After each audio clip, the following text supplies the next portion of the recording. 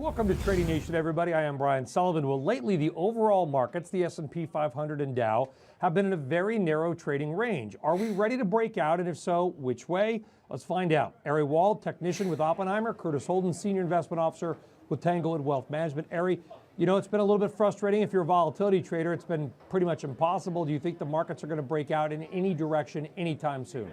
That's right. It's been frustrating for both bulls and bears alike, Brian. You know, S&P 500 has been in this range from about 2070 on the downside and 2035 on the upside. Now, if we're placing our bets, we ultimately think we get an upside breakout, and there's two reasons I wanted to talk about why I think that's the case. One, the S&P 500 is still above its rising 200-day moving average. A general rule is that if consolidation occurs above the moving average, it's more likely to break higher. And more importantly, why we think it breaks higher, the second reason is that small caps are already breaking out to the upside.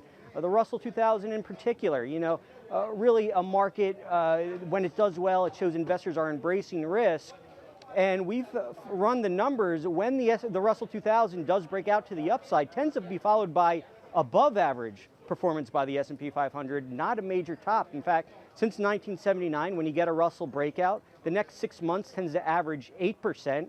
And that's versus about 5%, you know, given any 6-month period. So above average performance when the Russell 2000, you know, given that we're seeing it, we think the evidence lies bullish and we get the upside move.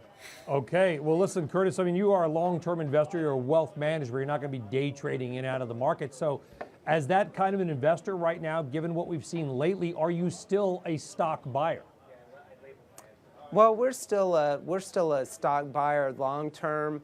If you want to talk about the shorter term, you've got the seasonality working against you, and also the fact that it's been about 8 months since we've seen a significant correction. But looking at it on a longer term basis, we think once we get some of these headwinds worked through and once we get a little bit more clarity in the market, we would expect that you're going to see stocks moving higher as well too. And we would say that longer term, this is not a market that you want to be betting against.